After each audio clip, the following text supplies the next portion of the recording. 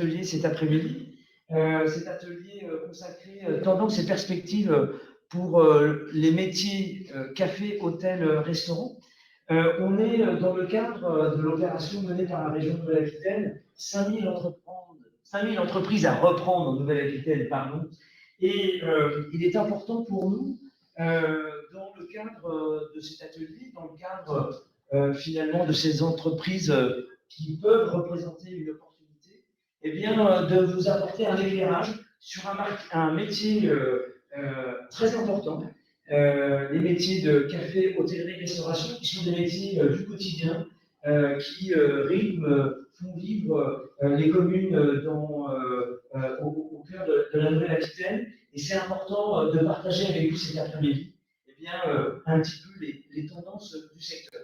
Alors, pour m'accompagner sur cette présentation, et une présentation un peu de quelques chiffres, eh bien, je suis accompagné cet après-midi avec Monsieur Prudhomme, représentant donc l'UI Nouvelle-Aquitaine. Alors, vous vous présenterez tout à l'heure il vous présenterez ce qu'est l'UI, qui est l'organisation professionnelle, mais vous nous en direz quelques mots. Je suis aussi accompagné par Eric Stéphane, qui représente les centres de gestion agréés. Et c'est bien l'action des centres de gestion agréés. Vous avez, et nous le présentera aussi Eric, la possibilité d'exploiter des données, ce qui permet d'apporter quelques éclairages chiffrés sur le secteur.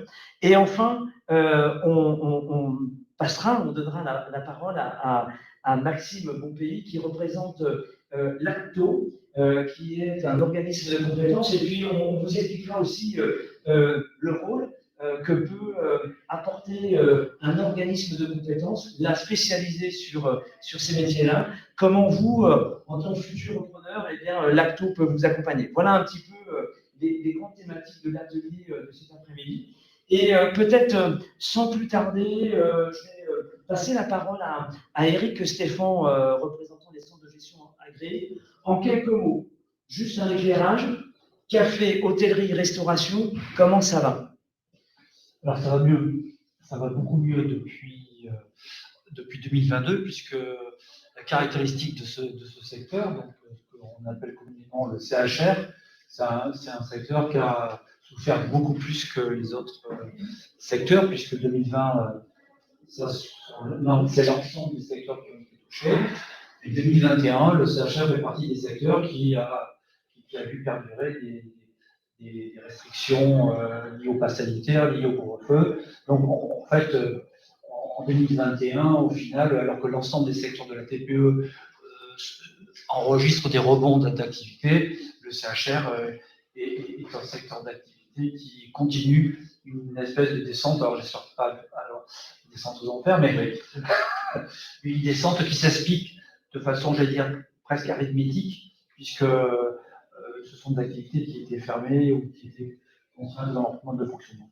Alors peut-être juste pour bien comprendre, Eric, en fait, un secteur qui a souffert pendant la crise en 2020, qui essaye de rebondir, mais aujourd'hui, ça reste encore peut-être quelque chose de pas si simple que ça. En quelques mots, Monsieur Prudhomme, avant qu'on rentre dans les chiffres, quel constat vous faites aussi sur le secteur? Ça ne veut pas dire qu'il n'y a pas des opportunités, mais malgré tout, il faut qu'on soit clair sur les tendances du secteur, en quelques mots. En quelques mots, mais effectivement, vous faites conscient des difficultés qui sont les nôtres aujourd'hui, malgré toutes les opportunités qu'il y a, parce qu'il y a vraiment de très belles affaires, notamment sur la Nouvelle-Aquitaine, qui tournent très très bien, qui ont des beaux taux d'occupation sur les hôtels, des restaurants de fréquentation.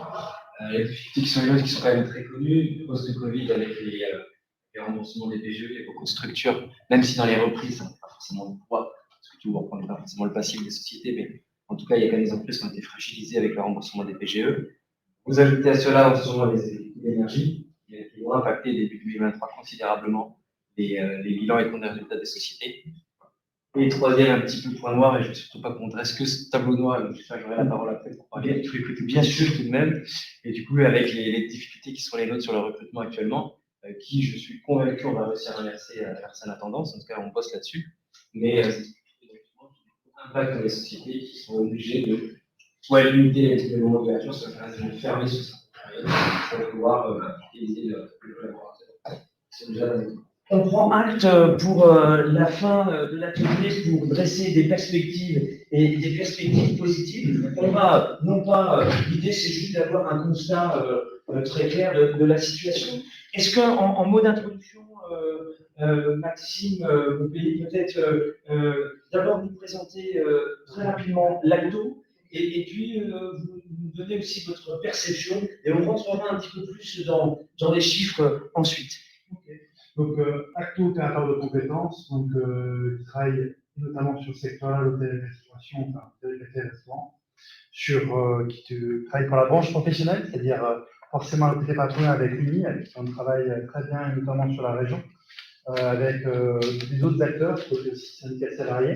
Pour vous donner un chiffre, pour aller dans le sens illustré, sur la région, la branche, donc on va dire la convention collective, pour faire simple, hein, limite, à demander une étude sur l'impact de la crise. Je crois que peut-être sur la région, on était à pratiquement 6200 départs du secteur, ce qui était énorme, mais 6200 sur l'ensemble de la région.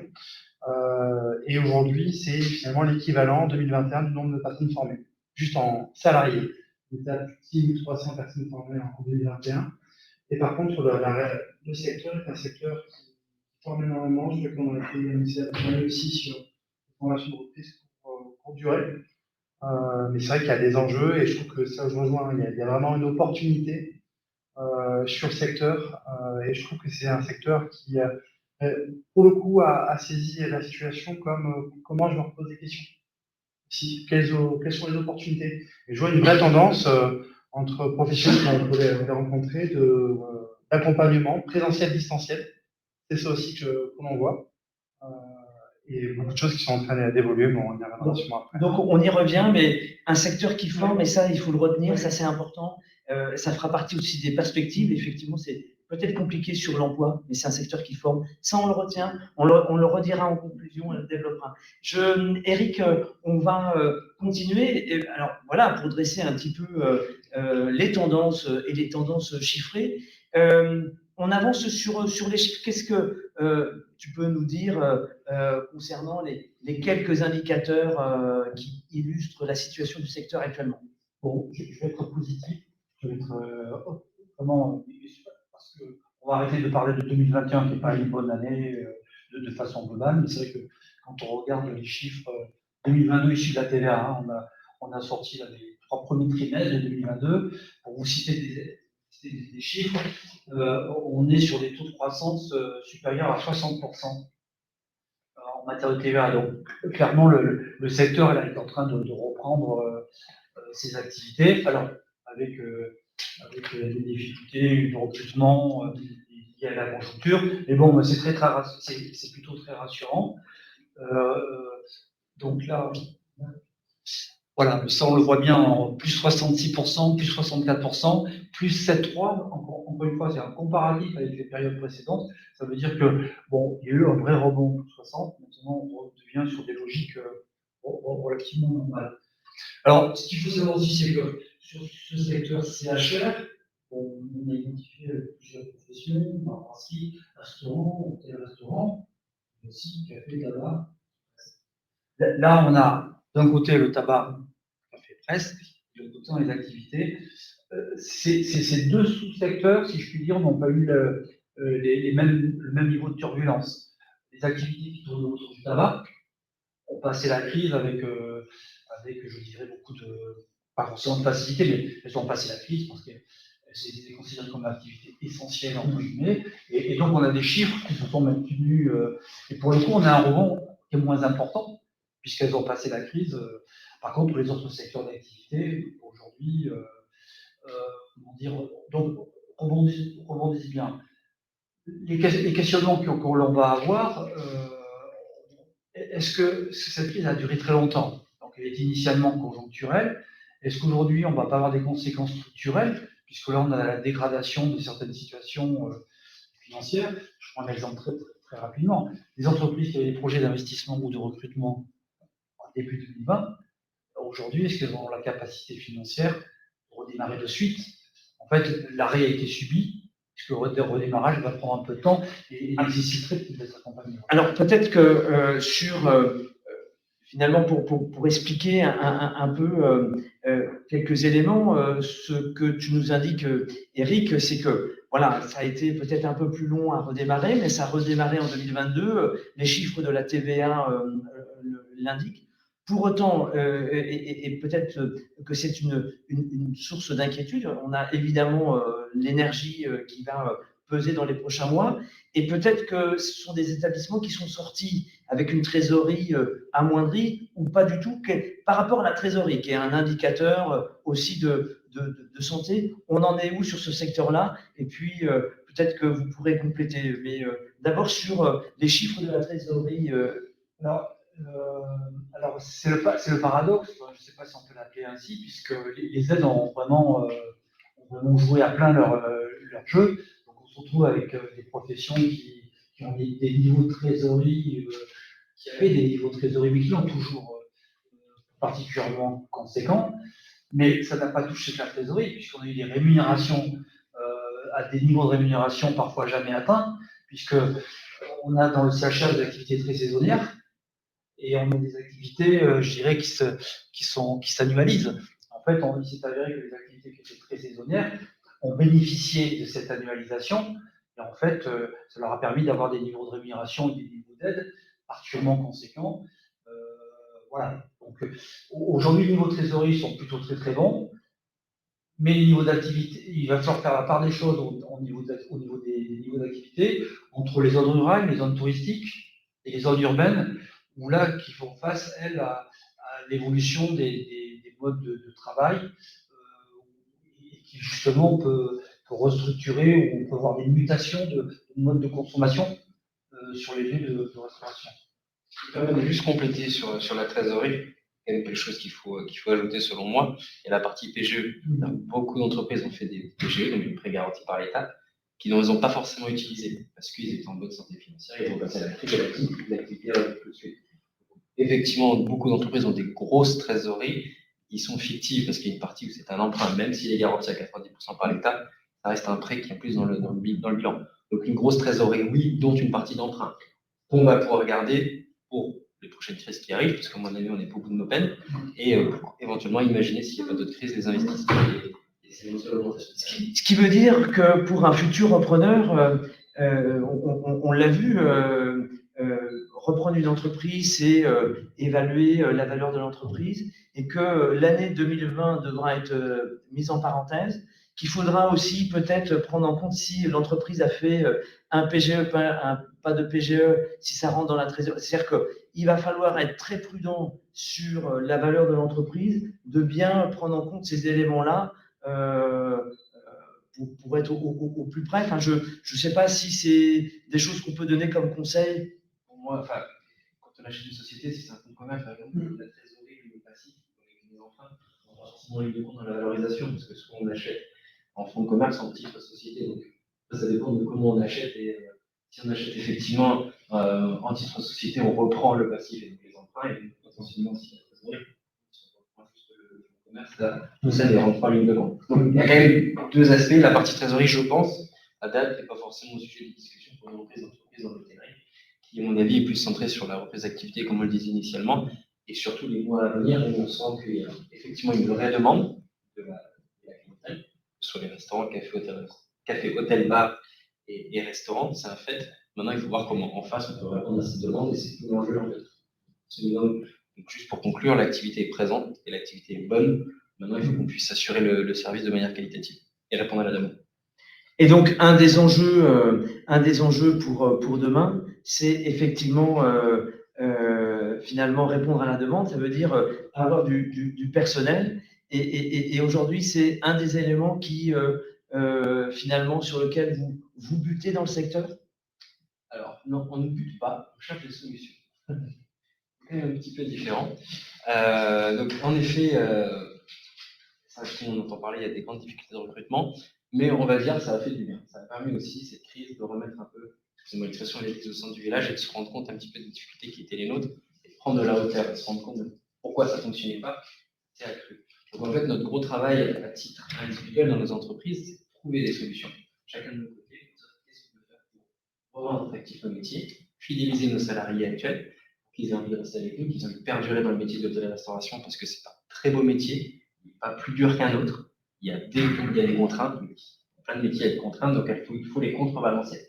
Et donc, en mettant en place ça, et après, au titre de l'UMI, d'un point de vue plus global, plus macro, on arrive à nous communiquer là-dessus et mettre en avant que les métiers de l'hôtellerie-restauration, que les patrons mettent en place des choses pour améliorer les conditions d'accueil et la fidélisation de la... Et donc, une des solutions, je m'adresse à Maxime Montpellier pour l'Acto, une des solutions, c'est la formation, ça peut être une des réponses. La formation, puis après, ce qu'on peut utiliser comme terme, la promotion des métiers.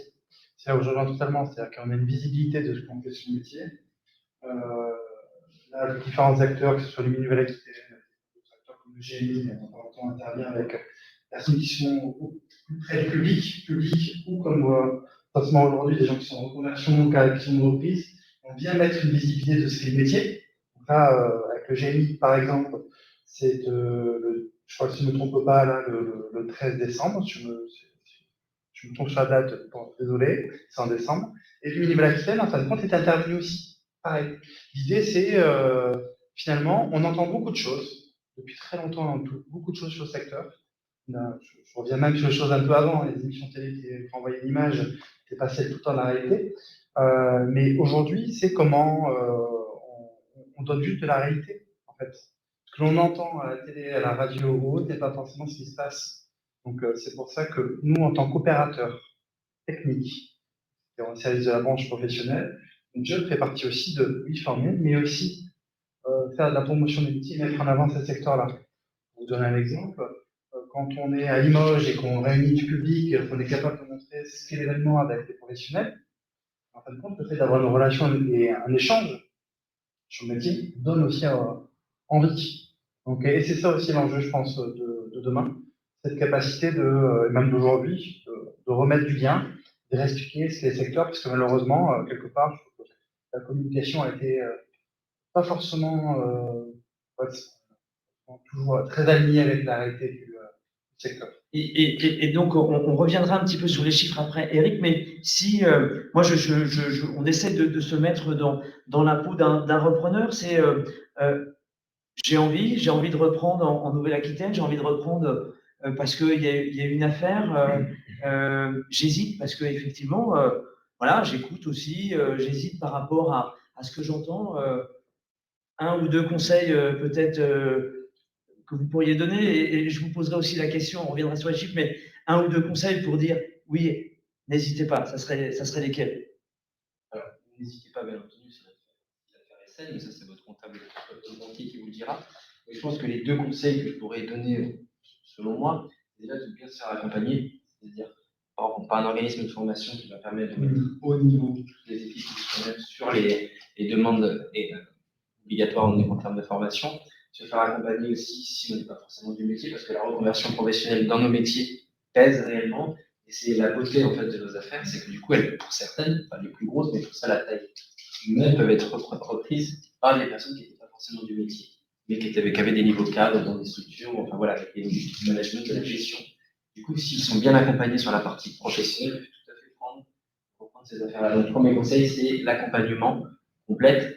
Et deuxième conseil, c'est d'être très rigoureux. J'ai envie de dire, nos métiers demandent une rigueur assez importante, comme dans beaucoup de métiers, vous me direz, et particulièrement celui-ci, parce que la clientèle est de plus en plus difficile. Non pas difficile négativement, mais de plus en plus regardante, et attend toujours un petit peu plus. Donc, il faut avoir une vraie rigueur dès le début pour se donner toutes les chances de réussite ensuite dans l'activité. Si cette rigueur, qu'elle soit sur la partie comptable de la gestion de la boîte, la gestion des équipes et la partie opérationnelle, vous mettez toutes les chances de votre côté pour au final réussir. Et en plus, si vous êtes bien accompagné, normalement, ça doit le faire. Si je vous pose la même question, un ou deux conseils? Un ou deux conseils, le premier qui vient dans le sens, c'est la branche des formations comme le permis d'exploitation.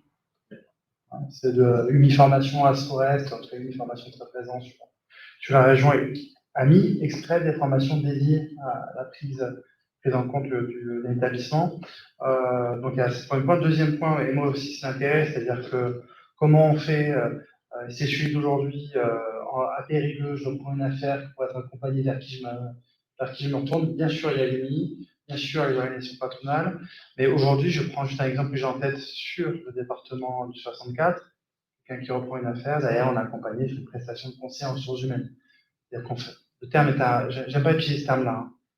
Pour le dire plus différemment, c'est-à-dire j'ai un diagnostic et je suis accompagné sur mon établissement, sur la professionnalisation RH, sur comment je construis ça. Et après, il y a les acteurs, une formation, d'autres acteurs qui sont capables d'aller mettre en œuvre tout ça. C'est ce qu'on a fait il n'y a pas longtemps. Voilà, c'est un peu les deux exemples. Et je pense que pour en donner un dernier, ça va peut-être de soi, mais avant de se lancer, bien sûr, c'est tout l'engagement aujourd'hui, c'est qu'on attache avec un professionnel ou une organisation patronale qui permet aussi de donner un avis. Parrainage, c'est totalement. Et c'est très intéressant, et même pour des structures comme la mienne, parce que ça permet après de faire du bien et d'accompagner dans la foulée. On avance un petit peu peut-être, Eric, sur les données. Je vois qu'on a peut-être une petite focale sur le café, tabac, prêt, jeu. Oui. Voilà, en quelques mots. Alors, on va voir les voilà. Bon, on voit bien que bon, ça fait partie d'une profession, on l'appelle comme ça, hein, qui passe bien la crise, hein, puisque on est sur des histogrammes qui sont positifs. La rentabilité qui s'essouffle, bon, on est à moins 100, mais on est plus sur une approche arithmétique, donc il n'y a pas forcément de conséquences particulières. On est sur des entreprises qui sont rentables, hein, quand on voit le niveau moyen de l'EBE, hein, c'est l'embauche d'exploitation, excusez-moi. On est quand même sur quand ça travaille, on est sur des logiques de rentabilité. Voilà. Et on le voit, donc on favorise aujourd'hui sur les évaluations, on reste sur cette méthode standard, mais tellement efficace, qui est le multiplicateur de l'EBE. L'EBE qui est dans la marge. On rappelle d'ailleurs que fonds de commerce, c'est pas forcément trésorerie, mais il y a au moins l'EBE. Et celle-là, s'il n'y a pas de la trésorerie, il faut y tenir compte. Ensuite, on va aller sur les autres secteurs. Bon. Alors, par brasserie, en effet, donc là on voit que les histogrammes sont négatifs. Hein, donc, par brasserie, ça a été on est tombé à moins 22 et 2021 à moins 13. Je ne sais pas comment c'est compliqué. Les chiffres c'est pas du déclaratif. Hein, ce sont les chiffres qui sont issus des comptes de résultats. Hein, on les invente pas. Ce qui veut dire aussi, enfin, je vais simplement en inventer, c'est que les conditions aujourd'hui d'octroi des prêts par les banques, c'est assez resserré, pour deux raisons. Hein. La première, c'est que les taux d'intérêt augmentent en compensation de l'inflation, donc le prix de l'argent augmente, donc les conditions augmentent aussi. Par contre, il y a eu pas mal d'incidents, ça va encore des incidents, et donc on a des conditions d'octroi de prêts qui sont de plus en plus resserrées et qui doivent se rajouter, je dirais, aux prérequis pour les repreneurs. Ce qu'on peut donc noter sur les bars brasseries, c'est que la reprise a été plus longue que d'autres secteurs et plus longue, plus lente. Alors, qui a redémarré très très vite, hein, 2022 très très vite, mais le problème, c'est que c'est d'essayer d'identifier je crois que là, il faudra travailler au cas par cas presque, hein, sur les conséquences structurelles, en fait. Les salariés qui partent, qui sont partis, qui ne veulent pas revenir, ou qui sont partis ailleurs. Donc, c'était très compliqué pour les chefs d'entreprise qu'est-ce que fait du cuisinier, qui est quand même, je crois, des restaurants, le maillon fort et essentiel de la structure. Donc, l'activité partielle n'a pas tout fait. Et on le voit par exemple par brasserie, hein, qui est une profession très référente, on arrive presque à moins 10 de baisse de rentabilité. Il y aura des conséquences, évidemment. Les autres professions, je suis un peu négatif. Hein. Non, mais c'est important, c'est-à-dire qu'on distingue, on va arriver au secteur des restaurants, mais bar, brasserie, voilà, c'est de dire que c'est reparti peut-être plus doucement et que voilà, il y a des opportunités, mais il y aura aussi malheureusement peut-être quelques professionnels qui n'arriveront pas complètement à remonter la pente. Voilà. Alors, malheureusement, j'allais dire sur les bars brasseries, bon, tout au moins sur les parties bars, on est sur des niveaux d'investissement où on est sur de l'achat-vente, achat-consommation, où le chef d'entreprise, surtout lorsqu'on est une petite entreprise, va pas faire le dos rond. Il y a des conditions de flexibilité, de souplesse que l'on n'aura pas dans les entreprises plus importantes où il y avait des salariés, par exemple. Lorsque c'est le couple qui travaille, bon, voilà, on met des activités, on attend que ça passe. Par contre, lorsque j'ai 2-3 personnes que je ne peux pas garder, la problématique, c'est plus les entreprises étaient conséquentes, plus elles ont souffert des effets de taille. Hein. Si on regarde pour les restaurants, Oui. On est sur les mêmes. Alors ça, c'était celui d'avant, celui-là, non? C'est le même. Voilà, on est sur les mêmes dynamiques. Hein. On voit bien moins 20%, encore une fois, c'est moins 20% en comparaison de volume d'activité, de chiffre d'affaires. Et si on va un petit peu plus loin, donc ce sera maintenant hôtel-restaurant, qui sont des activités aussi compliquées, parce que même dans la restauration, bon là on n'a pas intérêt, mais la restauration traditionnelle, c'est toujours beaucoup plus compliqué.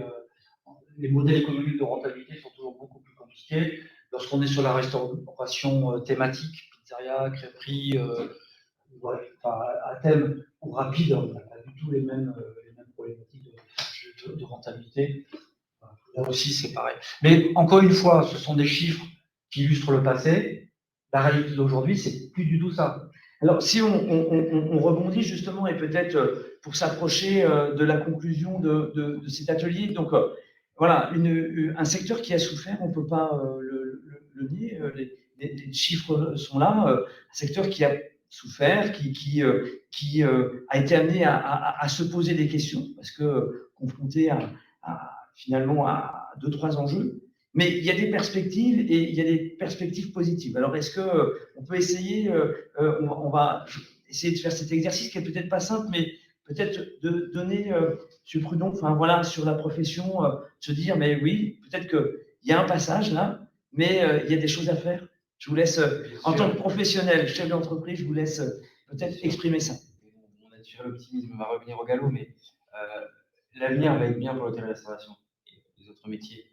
Là, on doit se réinventer, dans tous les sens du terme. On doit se réinventer sur la façon de fidéliser nos salariés, la façon d'en attirer les nouveaux, repenser l'image globale de nos métiers. C'est après à nous, en tant que chef d'entreprise dans nos entreprises, de faire avancer les choses et uniques, de le faire savoir.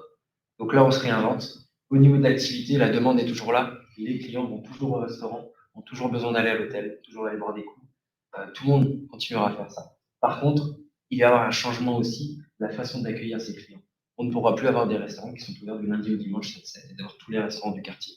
Je ne parle pas de Paris, hein, Paris, on est d'accord, c'est vraiment autre chose. Je parle de chez nous en Nouvelle-Aquitaine. On va devoir se réinventer pour pouvoir compléter la demande sur une semaine et répondre à la demande sur une semaine. Donc l'avenir va être bien parce que cette demande sera présente.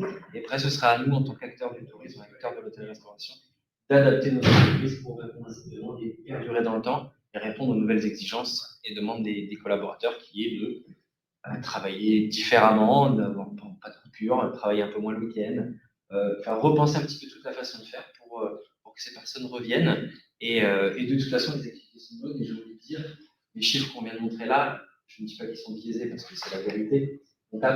Par contre, on a vécu tellement 2021 très compliqué avec des pics d'activité en saison, comme notamment en 2022. On s'est retrouvé avec une activité tellement forte qu'on n'avait pas le staff pour répondre à la demande. J'ai des limités. Donc cette demande sera là. Ça va continuer à augmenter. Donc les affaires seront. Les affaires qui sont avant, en fait, sont des bonnes affaires. Après, toujours se tromper après à l'acheteur d'être vigilant, d'être bien accompagné là encore pour l'achat. Il y a de très belles affaires qui vont devoir être réinventées. Après, c'est au chef d'entreprise d'imaginer ce futur et d'adapter son activité.